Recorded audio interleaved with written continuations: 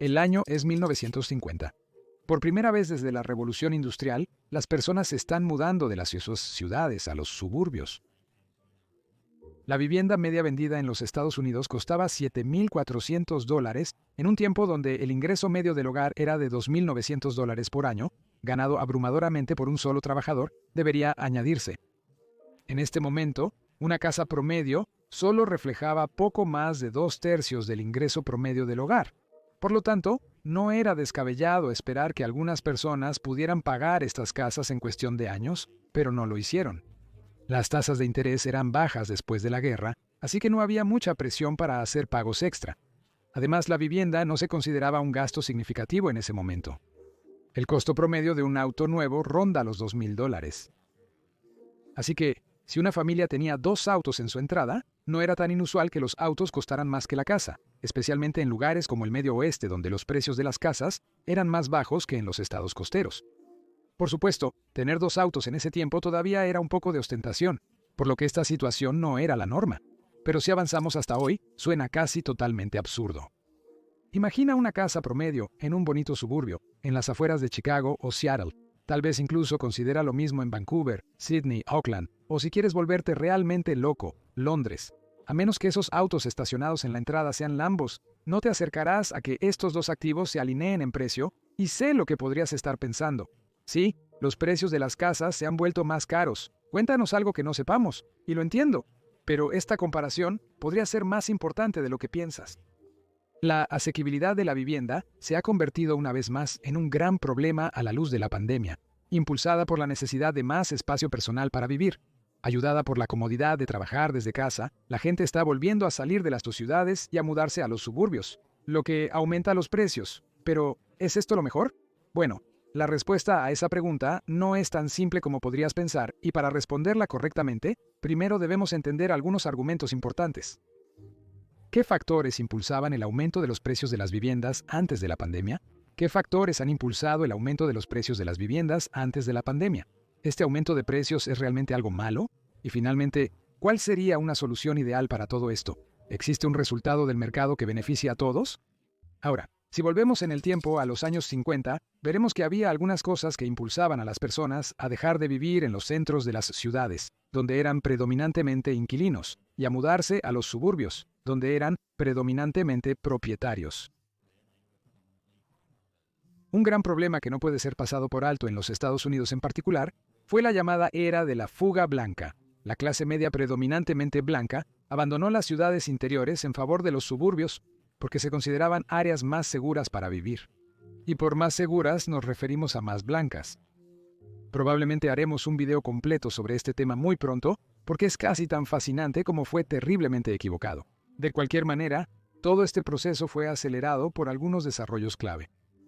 El sistema de autopistas interestatales, desarrollado tras la Segunda Guerra Mundial, permitió usar los nuevos automóviles para viajar rápida y fácilmente largas distancias hasta el trabajo a diario.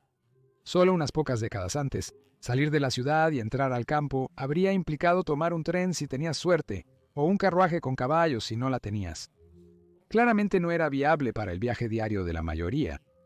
Esto sucedía en todo el mundo occidental y países como Australia, Canadá y el Reino Unido siguieron las tendencias de Estados Unidos, cambiando las casas adosadas metropolitanas por terrenos de 1/4 de acre con vallas blancas de estacas. Todo esto tuvo un impacto que hoy nos parecería muy extraño. Hizo que la vivienda fuera más asequible. 20 años después, en 1970, el precio promedio de una casa en los Estados Unidos era de $17,000 más que en los 50, pero no mucho más. En realidad, solo logró seguir el ritmo de la inflación en este periodo. Para contrastar, el salario medio en este tiempo casi se había triplicado a $8,700 al año, lo que significaba que la casa promedio costaba menos de 2 veces el ingreso promedio del hogar, y muchas personas estaban comprando casas que costaban menos que sus salarios anuales. ¿Por qué? Bueno, porque había más oferta. La expansión urbana estaba en auge y las casas estaban surgiendo en todas partes. Lo que es más, la demanda realmente no cambió.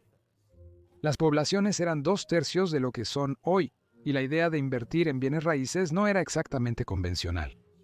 En los años 70, las tasas de efectivo llegaron al 13%, dificultando mantener una hipoteca en la vivienda propia y aún más en una propiedad de inversión. los bienes raíces eran una mercancía como la madera, el mineral de hierro, el jugo de naranja o el arroz, algo necesario y valorado, pero que se esperaba estuviera disponible a un precio razonable. Todo esto cambió, sin embargo, en los años 80 fue cuando los bienes raíces comenzaron a actuar menos como una mercancía y más como un vehículo de inversión. Unas pocas cosas cambiaron en los años 80. La gente una vez más comenzó a buscar mudarse de nuevo a las ciudades y la proximidad a los centros de la ciudad se convirtió en una marca de prestigio para ciertos suburbios. Esto se aceleró por una enorme venta de bienes raíces en default, después de la recesión de 1981. Tentando a las personas a dar el salto y comprar algunas propiedades en venta de liquidación, como su primera inversión especulativa en bienes raíces.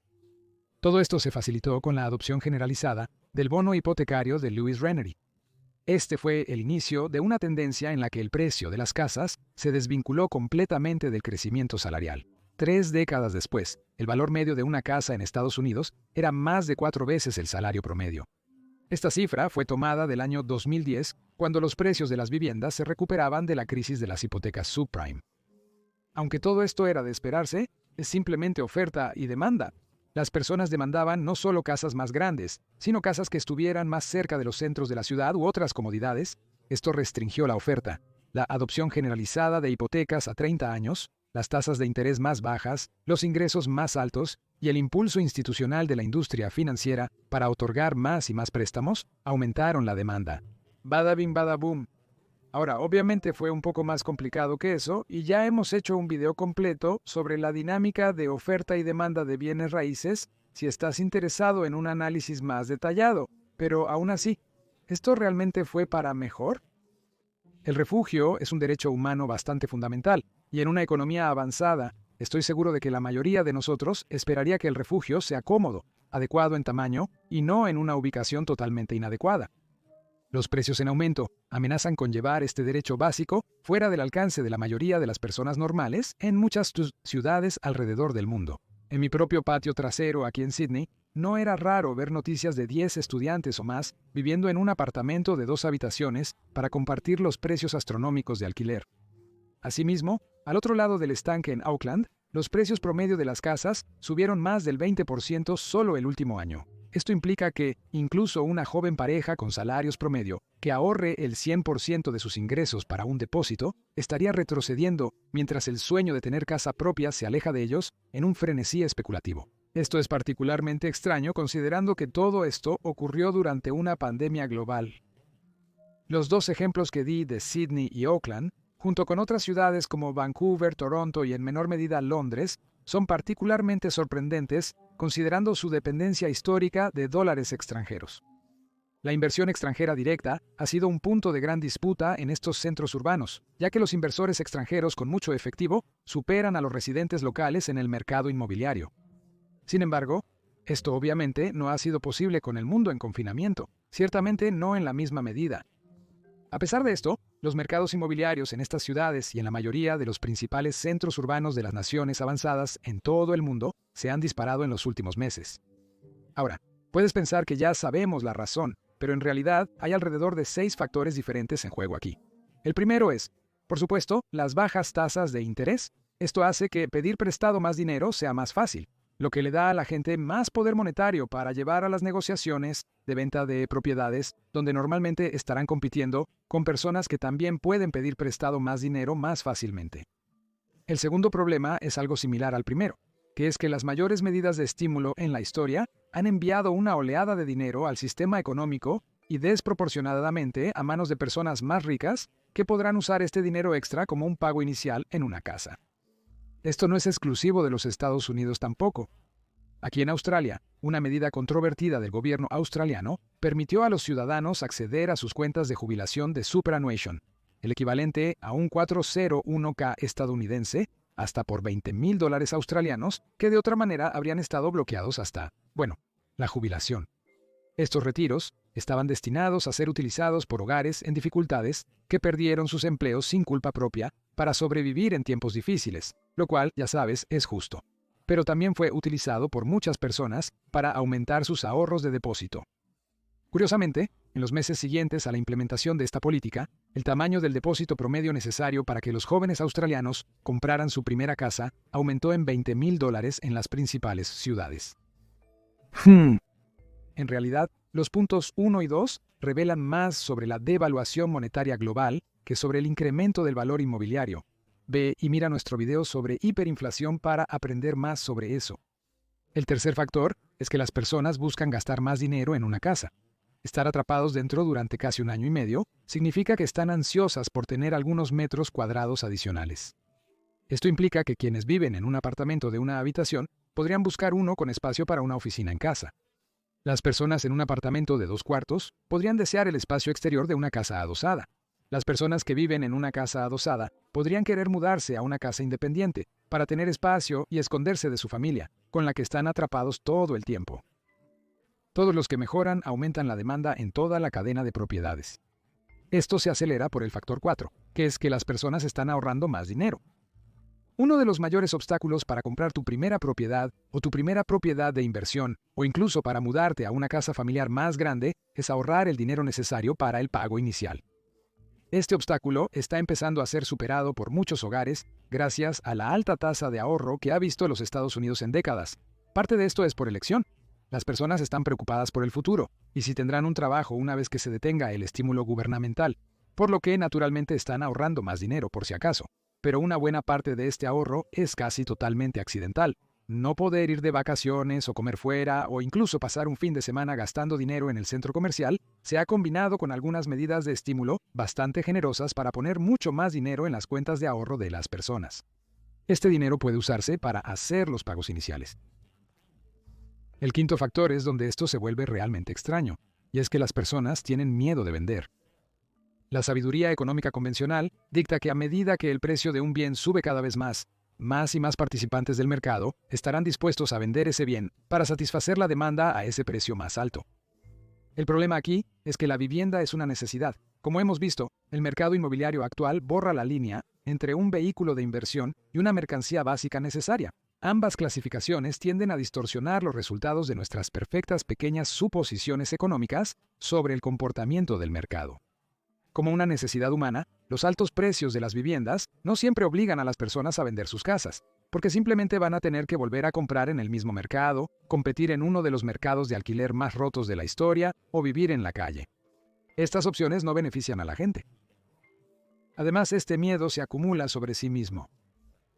No muchas personas están vendiendo, por lo que las personas que venden con la intención de comprar una nueva casa en el mismo mercado corren el riesgo de no poder encontrar una casa adecuada lo suficientemente rápido y luego tener que apreciar rápidamente el mercado, lo que significa que necesitan comprar una casa que es peor o endeudarse más para volver a una propiedad similar. Todo esto significa que las personas preferirían esperar a vender y el ciclo se repite. Este proceso se exacerba cuando se consideran los gastos involucrados en la transacción de una casa. Comisiones de agentes inmobiliarios, impuestos sobre ganancias de capital y ventas, honorarios legales, tasas de evaluación de propiedades, empresas de mudanzas. Mudarse de casa es un asunto costoso, y no es algo que la gente haga a menos que haya un beneficio sustancial al hacerlo. Ahora, por supuesto, hay personas que poseen casas en las que no viven y en su lugar las mantienen como propiedades de inversión. Pero incluso entonces, la decisión de vender no está impulsada por las fuerzas del mercado típicas. Las emociones humanas tienden a motivar a las personas a aferrarse a las inversiones que están funcionando bien, o quizás incluso a duplicarlas. Solo observa a quienes se apresuraron a comprar acciones de memes o criptomonedas para ver esta expectativa de mercado contraintuitiva en acción. Por supuesto, eventualmente hay un límite, especialmente en los mercados locales. Si me ofrecieran $10 millones por mi casa mañana, los aceptaría de inmediato y me iría a vivir a una isla remota por el resto de mi vida. Pero eso solo tiene sentido porque el valor de la propiedad me da la riqueza necesaria para salir completamente de ese mercado.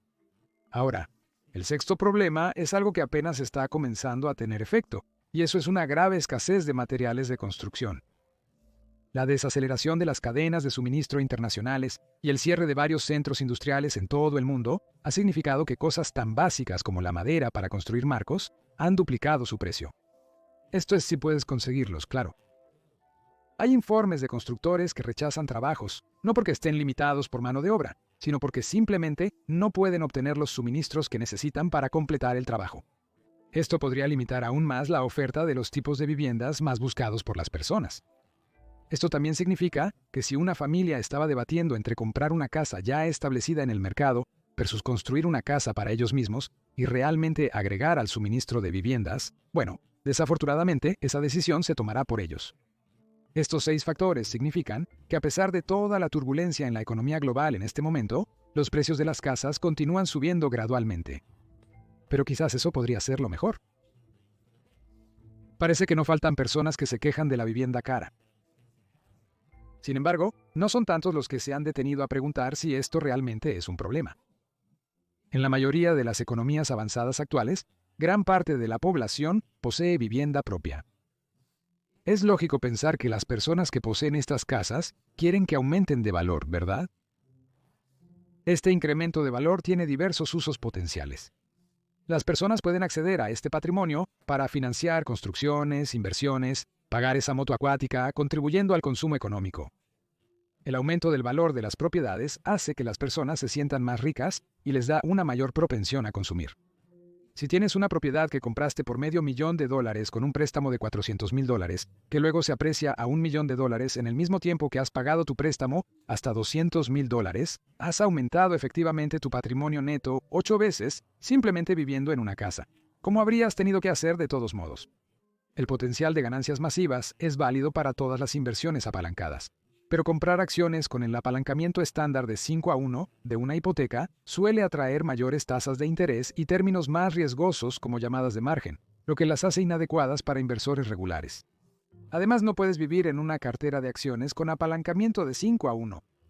Esto también es fantástico porque es una herramienta de ahorro para la jubilación realmente poderosa. La persona promedio es bastante ignorante en finanzas. La mayoría de las personas hacen poco esfuerzo para ahorrar para el retiro, incluso si pueden. Sin embargo, al poseer una casa familiar y pagar una hipoteca por 30 años, las personas acumularán capital en un activo que se puede utilizar de varias formas durante la jubilación. Si sus hijos se mudan, podrían vender la propiedad y mudarse a una más pequeña, usando la diferencia para financiar su jubilación. O pueden alquilar la propiedad y usar ese flujo de efectivo para rentar un lugar más pequeño y financiar su retiro. O, por supuesto, pueden continuar viviendo en esta casa ya pagada, lo que significa que cualquier dinero que tengan ingresando no necesita ser desviado para pagar la vivienda. Una parte sorprendentemente significativa del presupuesto de la mayoría. Las jubilaciones autofinanciadas serán más importantes en los próximos años debido al envejecimiento de la población y la carga que esto supone para los sistemas de jubilación estatales, como las pensiones. Ahora, el otro argumento es más filosófico que puramente económico. Pero en un país democrático, donde la mayoría de la población votante tiene un interés invertido en que una clase de activos aumente en valor, ¿es realmente justo que un gobierno tome medidas políticas para sofocar ese crecimiento? De nuevo, no es un argumento puramente económico, así que no quiero decirte que está bien o mal, pero déjame saber qué piensas en la sección de comentarios abajo. El contraargumento a esto es básicamente lo que exploramos en nuestro último video sobre el mercado inmobiliario. Ve y mira ese video después de este si estás interesado, porque no quiero repetir demasiado y hacer que este video se prolongue durante media hora, porque eso restaría valor a lo que todos han estado esperando, que es la solución. ¿Está bien?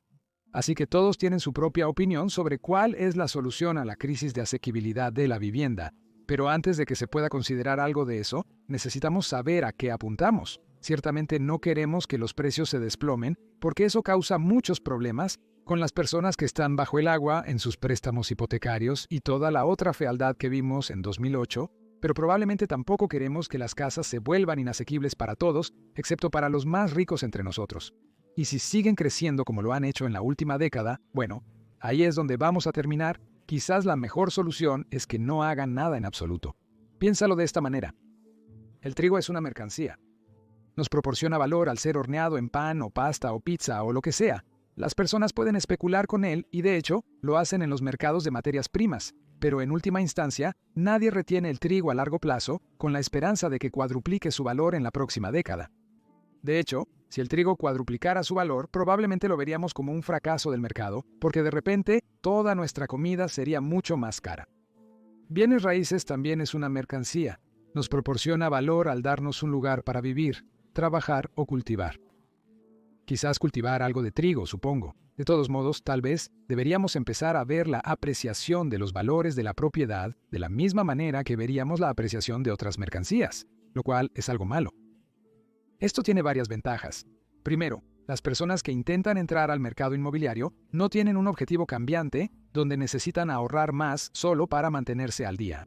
Tampoco impide que las personas acumulen riqueza al pagar sus hipotecas o incluso al invertir en propiedades de alquiler, porque éstas aún proporcionarán flujos de efectivo. Una apreciación de precios más estable también tiende a significar que la depreciación será menos severa durante las recesiones económicas. Esto reduce el riesgo de que las personas terminen con propiedades que valen menos que su hipoteca. Además, una fijación de precios estable evita los impuestos sobre las ganancias de capital, donde sea aplicable para quienes buscan intercambiar sus casas. Esto indica que las personas tendrán más disposición a mudarse entre sus hogares según el crecimiento o reducción de sus familias durante su vida. Ahora podrías pensar que todas estas ventajas se obtienen a expensas de los pobres propietarios. Lo sé, no llores demasiado, pero eso solo es medio cierto. Inversores inmobiliarios que solo mantienen la propiedad esperando que aumente su valor. Bueno, sí, van a perder, pero lo que sea, vayan a poner ese dinero hacia el capital productivo en su lugar, la economía estará mejor por ello. En cambio, el dinero fluirá hacia los inversores que agregan valor al mercado, tal como sucede con las mercancías regulares. Convertir eficientemente el mineral de hierro en acero otorga el beneficio del valor agregado. Si horneas trigo para hacer pan, obtienes ganancias del valor que agregaste. Y si conviertes una casa en ruinas en un bloque de unidades, obtienes ganancias del valor que creaste al darle a las personas un lugar para vivir que no existía previamente. Este supuesto es básicamente la realidad en Japón, donde los precios de las casas apenas han cambiado en la última década. ¿Es esto lo ideal?